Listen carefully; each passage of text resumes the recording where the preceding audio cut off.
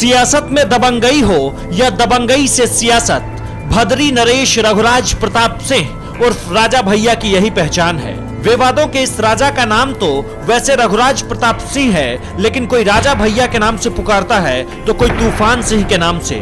राजा भैया कई बार विवादों में आए, कभी हत्या, कभी डकैती, कभी अपहरण, तो कभी कोई और विवाद, तो कभी कोई सियासी विवाद। ये अलग बात है, विवाद भले ही नामों से जुड़ते गए, राजा भैया का कद हर तरीके से बढ़ता चला गया, वो चाहे सामाजिक हो या फिर राजनीतिक। निर्विरोध चुनाव लड़ना, उसमें जीत लेना और फिर राज्य सरकार में मंत्री बन जाने की उनकी सियासी कला दरअसल एक किस्म की राजनीतिक दबंगई का नाम है। राजा भैया को किसी ने मुलायम का करीबी माना तो किसी ने राजनाथ सिंह का, लेकिन उनकी राजनीतिक चाल और चतुराई ने उनके विरोधियों की सियासी कहानी को कुंडा में कभी शुरू ही नहीं होने दिया। राजा भैया ने सिर्फ 24 साल की उम्र में राजनीति में हाथ आजमाना शुरू किया और आजाद उम्मीदवार के तौर पर चुनाव जीत लिया।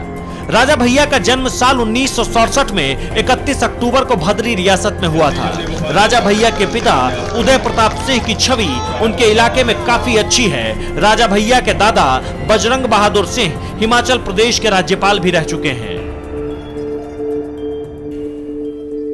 यूपी के इलाहाबाद के आसपास के कई जिलों में राजा भैया राजनीति की एक धुरी बन चुके हैं। साल 1993 में राजनीति में राजा भैया ने कदम रखा, पहली बार इसी साल में विधायक बने। इसके बाद से आज तक इलाके के लोगों ने सिर्फ राजा भैया को ही जीत दिलवाई है, विरोधी चुनावों में सिर्फ हार जाते हैं।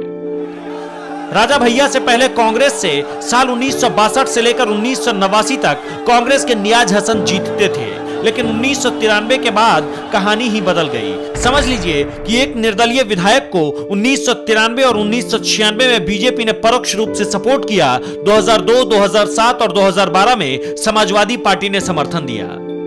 घुड़सवारी के शौकीन राजा भैया एक बार घोड़े से गिर गए, 2 पसलियां टूट गई। खाली वक्त में कुंडा की सड़कों पर बुलेट दौड़ाना, जिप्सी के साथ ही हेलीकॉप्टर की सवारी करना राजा भैया को खूब पसंद है। उनके पास करीब 200 करोड़ से ज्यादा की चल और अचल संपत्ति बताई जाती है, जिसमें पैतृक संपत्ति भी शामिल है।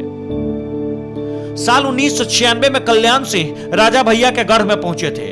बहुत नाराज थे, कुंडा में हुंकार भरी थी, गुंडा विहीन कुंडा करो, ध्वज उठाए 2 हाथ। साल भर बाद राजा भैया कल्याण सिंह की सरकार में मंत्री बन गए, फिर रामप्रकाश गुप्ता और राजनाथ सिंह की सरकार में भी मंत्री रहे। इस बीच 1997 में पोटा के तहत जेल जाना पड़ा, पर भारत के जनतंत्र के चारों स्तंभ राजा भैया से प्यार करते थे, वो जेल से एक दिन में छूट गए। साल 2002 में राजा भैया को मायावती ने जेल भेजा। राजा भैया के साथ ही उनके पिता उदय प्रताप सिंह और चचेरे भाई अक्षय प्रताप सिंह पर किडनैपिंग और धोखाधड़ी के आरोप लगे थे। हुआ यह था कि बीजेपी के विधायक पूरन सिंह बुंदेला ने 2002 में उनके खिलाफ किडनैपिंग का केस लगाया। तभी पोटा के तहत गिरफ्तारी हुई। जिस समय वो जेल में थे तब उनकी पत्नी प्रेग्नेंट थी, उन्हें अकेले छोड़कर उन्हें जेल जाना पड़ा। उनके जेल में रहने के दौरान ही उनकी पत्नी ने 2 बच्चों को जन्म दिया। 2003 में मुलायम सिंह की सरकार के आने के बाद उन पर लगाए गए सारे आरोपों को हटा लिया गया था, वे रिहा हो गए थे। जिस वक्त राजा भैया की पोटा के तहत गिरफ्तारी हुई, उसी साल बेती पोखरा कुंडा में छनवाया गया। कहा जाता था कि उसमें मगरमच्छ था। राजा भैया ने कहा कि अगर तालाब में मगरमच्छ होता तो सारी मछलियां नहीं खा जाता। कहते हैं कि जब लालू यादव से उनकी मुलाकात हुई थी, उन्होंने भी यही सवाल पूछा था राजा भैया से। कुंडा में राजा भैया का अपना कानून है। लड़ाई, दंगे, घर परिवार की लड़ाई पर लोग पुलिस मुकदमा नहीं करते, राजा भैया के महल में जाकर उनसे न्याय मांगते हैं। कहते हैं कि राजा भैया का घर न्याय का घर है।